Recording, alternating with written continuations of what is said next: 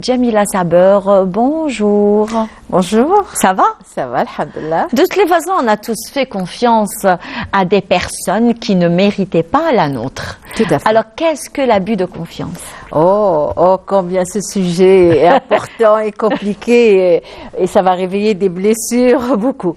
Oui. Alors, l'abus de confiance, ce qu'on appelle en arabe, bon, j'insiste toujours parce que les chers téléspectateurs, d'ailleurs, bonjour, insistent pour que je leur traduise à chaque fois En arabe. la loi en arabe. Oui, il n'y Voilà. a pas de problème. Tout à fait. Donc, c'est خيانة الأمانة.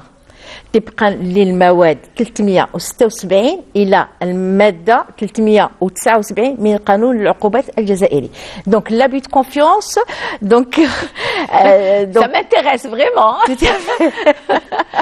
Tout à fait. Et même la notion de l'abus de confiance a évolué avec les mutations sociales. Effectivement. Voilà. Oui. Donc, quand on parle d'abus de confiance avant, moi je me rappelle quand j'étais petite, quand on parlait d'abus de confiance, je sais pas, je vais donner la définition, mais je vais donner l'exemple parce que les gens vont se rappeler cet exemple. Vous vous rappelez, la femme algérienne a tendance à serrer la ceinture, à mettre un sou sur un sou pour s'acheter de l'or. Effectivement. Des De toutes les bijoux. façons, nos grands-mères, Tout nos à fait. mères et tout le faisaient, mais même la jeune génération actuellement. Tout à fait. Mais bon, beaucoup franchement, plus, moi voilà. je le fais. Hein. Voilà. Donc, alors, qu'est-ce qui se passait? Donc, certaines familles, par exemple, une femme, elle remettait ses bijoux à une autre femme, à un membre de la famille ou à une amie proche à elle, à une cousine. Elle lui dit, tu me caches ces bijoux-là. Effectivement. Tu me les mets de côté. Oui, ça, on Ou le tu voit me les dans- vends et tu me ramènes. Là, voilà. on le voit dans Voilà. pratiquement dans toutes les familles algériennes. hein. Voilà. Alors, cette bonne femme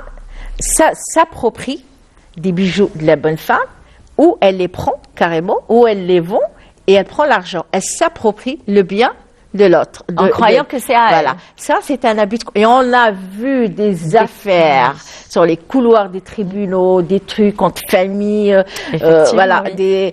Alors ça, déjà, j'ai donné cet exemple pour que les Algériens puissent comprendre, nos chers téléspectateurs, déjà ce que c'est l'abus de Qu'est-ce confiance. que l'abus de rien que- confiance? voilà. Exactement. C'est faire confiance à quelqu'un qui ne le mérite pas. Tout à fait. Donc, par exemple, moi, je vous donne une certaine somme d'argent, je vous demande de me les cacher, et là, à un certain moment, peut-être dans une année ou alors une année et demie, je viens vers vous, je reviens vers la personne, et là, il me dit, ou alors elle me dit non, Oui, vous m'avez rien pas donné. encore, attends, et puis nahari de nahar, comme à on fait. dit, et puis on se voit en train de pas récupérer notre dû. Tout à fait.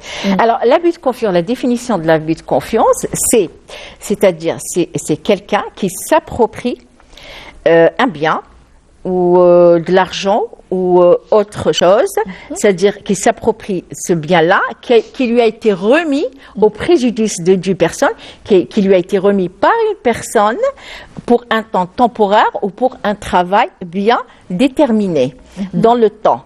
Et cette personne, donc, ou détourne l'objet de cette remise-là, de cette confiance, c'est-à-dire c'est-à-dire la remise de ces objets-là, que ce soit des fois des quittances, des fois c'est l'argent, des fois c'est des biens, sauf ça touche jamais un bien immobilier, ça touche pas. Donc, cette personne s'approprie et détourne l'usage et ne veut plus. Oui, mais des fois, pardon, Maître Saber, Oui. il y a des cas pour les biens immobiliers. Hein. Il y en a eu. D'ailleurs, dernièrement, j'ai entendu parler elles étaient deux personnes très proches. Je pense que c'était des sœurs, en fait.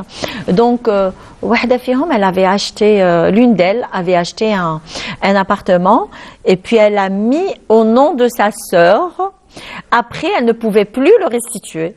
Non, ça c'est. Là, c'est l'abus de c'est confiance. plus- non, c'est elle. Non. Non. Quand on met un bien immobilier au nom d'une autre personne, Mais là, c'est plus l'abus mais de elle confiance. devait le récupérer. Non, mais sur quelle base elle devait le récupérer? Non, C'est-à-dire- elle a acheté, je sais pas pourquoi, elle a mis au nom de sa sœur pour après le récupérer, je sais pas, un truc comme ça. Non, il y a eu, là, ils ont toutes les deux traficoté, en quelque sorte. Voilà. s'appelle le trafic. Voilà. Donc, si elle l'a mis au nom de sa sœur, c'est qu'il y a ça, quelque chose c'est pas derrière. l'abus de Voilà. de confiance. Exactement. Mais ça, c'est Voilà. du trafic. Voilà, tout à fait. Elles ont toutes les deux traficoté. Alors, mesdames, Voilà. vous êtes Alors Tout là, à fait. Là, ça sonne faux. Hein. exact, Donc, ça sonne vraiment voilà, faux. parce Hein. que l'abus de confiance ne touche jamais les biens immobiliers. Ça touche Oui. que tout ce qui est mobile, argent et tout ça. Je vais vous donner des exemples pour que vous puissiez comprendre. Déjà, je tiens à préciser que l'abus de confiance, il n'y a pas d'abus de confiance selon l'article, c'est-à-dire entre les descendants, les ascendants et les conjoints. Ah, il n'y a pas Il n'y a pas, sauf des fois, il y a une réparation selon l'article 368 du Code pénal. Ouais. Donc, si, par exemple, un mari vient dire, voilà, je lui ai remis l'argent, attention, ça passe voilà, tout à fait. Alors, Donc, il vaut mieux garder son c'est ça, argent il y a chez... des petites chez soi. réparations civiles des fois, mais il n'y a pas. Et il faut faire attention aussi il faut pas confondre entre abus de confiance, vol, escroquerie et abus de faiblesse. Eh Il y a oui. une grande différence. Eh Parce oui, que les gens eh oui. ont tendance à confondre tout cela. L'abus de confiance, les éléments constitutifs d'un abus de confiance, du délit d'abus de confiance, c'est l'élément matériel déjà, c'est l'objet ou l'objet ou l'argent qu'on remet à la personne. Et ensuite, il y a l'élément intentionnel. C'est-à-dire cette personne à qui on a remis c'est-à-dire ces objets-là, elle a eu une mauvaise intention. Elle était mal intentionnée et elle a détourné, c'est-à-dire l'objet de ce qui lui a été remis et ce qu'elle devait faire aussi. Donc, on prend comme exemple, par exemple, il y a par exemple une entreprise. Le chef d'entreprise, il désigne un salarié et lui donne de payer, de régler les frais professionnels et les employés. Ce salarié détourne l'argent, il ne paye pas. Il ne paye ni les frais professionnels, ni les salariés. Ça, il y a un abus de confiance. Effectivement. Voilà. Et on a vu aussi des gens, on a vu certains expatriés, nos expatriés, qui ont envoyé de l'argent à des membres de leur famille ici, ou à des membres de leur famille ou des gens, par exemple à des promoteurs ou à quelqu'un d'autre, pour acheter un bien immobilier ou régler les traites d'un bien immobilier. Et cet argent a été détourné. Ensuite, il y a eu la mise en demeure, les trucs. Là, la personne se réveille, dit qu'est-ce qu'il y a eu? Ouais, non, je paye chaque mois. Elle dit, non, mais il n'y a rien qui a été payé pendant plus de 2 ans. Donc, c'est là où on se rend compte, on est devant le délit d'abus de confiance. Effectivement, oui. Voilà. Donc, il y a aussi un employé qui travaille dans une société, par exemple, où il est chargé du fichier, par exemple, de toutes les données personnelles des employés ou des sociétés ou des partenaires avec qui travaille cette société, il les donne à une autre société. Eh oui. Donc, il y a un abus de confiance, par exemple. Par exemple, s'il a aussi les données personnelles des employés, aussi, alors aussi qu'il les donne à quelqu'un d'autre et tout ça, il y a aussi un abus de confiance. Là, il peut être poursuivi pour un abus de confiance. Alors, l'abus de confiance, il y a aussi, par exemple, il y a les notaires, il y a les promoteurs, Oui. il y a pas mal, surtout. Alors, l'abus de confiance, les sanctions de l'abus de confiance, elle va, quand c'est un abus de confiance simple, là, ça peut aller de 3 ans à 5 ans, de 3 mois plutôt à 3 ans. Et quand il s'agit d'un officier public ou ministériel ou un agent, c'est-à-dire qui est en détention de données personnelles ou qui doit, c'est un rédacteur d'actes aussi, ce qu'on appelle un rédacteur d'actes selon l'article. Donc là, ça peut aller de 5 ans jusqu'à 10 ans. Ouh là là. Ah oui. On a vu des gens condamnés à 5 ans, 10 ans, hein. Voilà, pour Alors, et comment porter plainte, justement, contre cette personne qui a abusé de notre confiance? Tout à fait, c'est simple. Comment, de quelle façon? On Donc, s'adresse à qui? C'est toujours, quand on veut porter plainte, toujours, il y a 3 possibilités. Donc, ou on va devant un commissariat, à la Sûreté nationale, un commissariat de votre secteur, ou on va c'est-à-dire une brigade de gendarmerie s'il n'y a pas de sûreté nationale, et donc ou une lettre une plainte au procureur de la République. D'accord. C'est simple, c'est procureur de la République, c'est-à-dire des fois vous Une avez simple demande. simple que vous l'écrivez là et vous mettez vos coordonnées, voilà ce qui s'est passé avec des preuves. Hein. Oui. Voilà, c'est-à-dire que vous avez donné tant ou là, par exemple pour la société, le chef Mais des fois, d'entreprise. mais des fois, quand on donne, par exemple, quand on fait confiance à une personne, on n'a pas de preuve qu'on lui a donné telle ou telle somme d'argent, ou alors mon petit coffre d'or où je l'ai donné peut-être avez à une des cousine, témoins. peut-être. Vous avez des témoins. Des fois, ça. Voilà, des fois quand vous achetez l'or, vous avez des factures aussi. Eh Voilà, vous avez des factures, vous avez des témoins, par exemple, tel jour, tel... et elle peut, on ne sait pas, des fois, des fois, il y a certaines personnes qui ont retrouvé leur or vendu, à qui elle a remis à cette personne, elle a trouvé vendu dans une bijouterie. C'est comme ça qu'elle a découvert le poteau rose, l'habit de confiance. Elle a laissé en dépôt, c'est-à-dire chez cette personne son or, elle l'a retrouvé dans une bijouterie, tout simplement. Pour la société et tout ça, c'est simple. Pour les rédacteurs d'actes et tout ça, c'est très simple. On voit, il y a des documents, il y a, voilà. Maintenant, les temps ont changé, il y a des preuves, il y a c'est-à-dire des preuves bien probantes, hein, donc elles sont là. D'ailleurs, j'allais vous poser comment justifier un abus de confiance. Donc, parce que des fois, quand on fait quelque chose entre nous et la personne, il y a pas quelqu'un qui puisse être, on va dire, présent et qui puisse un petit peu dire oui, effectivement, elle a donné son coffre ou alors une certaine somme ou bien telle somme à telle personne. Donc, je ne sais pas moi comment... comme je l'ai dit, par exemple, pour les personnes là qui sont, c'est-à-dire qui sont pas arrivées, elles sont à la maison, nos mères, qui donnent l'or et tout ça, des femmes illettrées en quelque sorte, des fois, il y a des témoins. Des fois, il y a des factures. Elle achète son or avec des factures, c'est ça. Il y a des témoins. Pour l'argent, il y a des virements. Il y a les reçus de virement, il y a voilà combien j'ai viré. Comme je vous ai dit, il y a nos expatriés qui font des virements c'est-à-dire payer des trucs. C'est-à-dire il y a les reçus de virement. Pour les sociétés, il y a aussi, c'est-à-dire et surtout maintenant ça y est, il faut comprendre qu'on ne donne rien sans rien. Voilà, il faut des preuves pour tout. C'est bon, il faut plus faire confiance, même aux membres de leur propre famille. Donc voilà, il faut que tout soit, c'est-à-dire avec des preuves, signatures, documents et tout ça, des copies de pièces d'identité et tout ça. Donc il faut faire très très attention parce que l'abus de confiance, il est très. C'est-à-dire, pourquoi on dit abus de confiance? Parce qu'on a confiance en cette personne. Voilà, et elle a abusé de cette confiance. C'est ça. C'est le problème, c'est là la faiblesse. Et comment s'y protéger? Il faut faire confiance à personne. Voilà, tout simplement.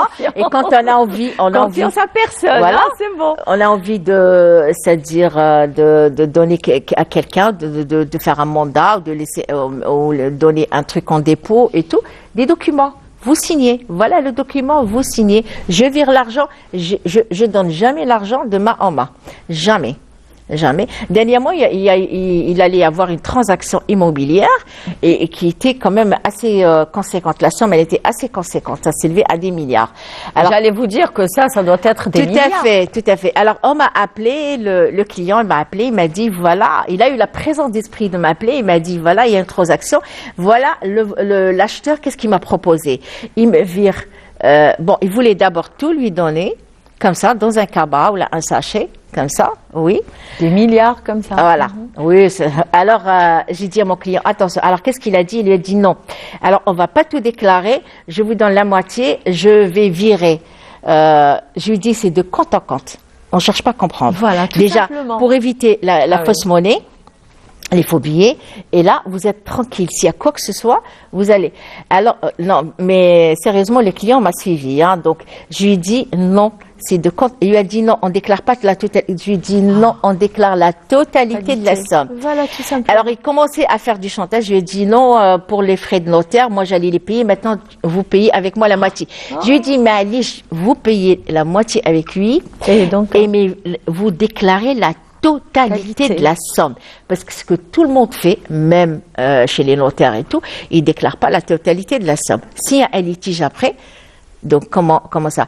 Et on donne la moitié, on laisse la moitié. Je lui dis même, vous pouvez pas transporter, déjà la personne, elle est hors wilaya. Je lui dis, vous n'avez pas le droit de transporter toute cette somme d'argent avec vous si vous êtes arrêté. Ah, c'est bon, terrible, hein, carrément, c'est bon pour la tôle pour 15 ans, 20 ans. Hein. Donc oui, on n'a pas le droit. On a en droit, même entre wilaya, on a le droit à 500 000 dinars, 50 millions. Ah bon? Oui. C'est tout. Parce que franchement, moi, je ne savais pas. Je connaissais pas cette il y a des trucs, c'est vrai. Et même mon client, c'était un intellectuel. Il m'a dit, Wallah il-Adim, maître, je savais pas ça. Voilà, il m'a dit, il m'a dit, si je vous ai pas appelé, j'allais me retrouver peut-être en tôle ou avec ma carrière foutue, ma vie foutue. Oh là là. Je lui ai dit, vous déclarez même si vous payez des taxes en plus, des frais en plus, payez la totalité. S'il y a un litige, voilà. Alors ensuite il y a les courtiers là, Smaslia qui rentrent en jeu et tout ça. Ils disent non, mais là vous allez gagner. On gagne pas avec vous, on perd. Quand il y a des gens par là, oui, voilà. Moi je déclare. Point barre, je déclare, je lui dis, vous déclarez la totalité. Déjà, alors il lui dit, vous prenez des milliards dans un sachet. Il me dit, non mais c'est quoi ça? Mais on est où là? Mais c'est fou, hein? Mais les gens, il y a encore des gens là, qui parlent de il faut dire, d'ailleurs, vous nous avez informé sur un truc vraiment très important. Ouais. D'ailleurs, comme on dit en arabe, al-qanoun la yahmi al-mughaffal. Tout à fait. Ah oui. Voilà. Il faut demander, appeler un avocat. Qu'est-ce que vous perdez? Mieux que de vous. Surtout maintenant, les transactions là, et ce que j'ai dit moi à mon client, même je lui dis, tu gardes le truc, parce que quand il y a une somme d'argent assez conséquente qui rentre dans le compte de quelqu'un, c'est-à-dire automatiquement la banque fait une déclaration de soupçon. Eh ben voilà. Parce que c'est la loi. Ah ben c'est-à-dire, c'est quoi? Elle fait une déclaration de soupçon, il convoque le client. Il n'y a pas mieux que la transparence. Tout à fait. Le client, je lui dis, voilà, la transaction, tu donnes l'acte de vente avec le reçu du notaire et tout ça, et tu justifies, tu es tranquille. Parce que si, par exemple, tu déclares une moitié, tu la fais rentrer, l'autre moitié, on insiste pour qu'elle rentre sur ton compte. Comment tu vas la déclarer? Il y a une déclaration de soupçon. Oui. Donc, vous allez passer devant le tribunal.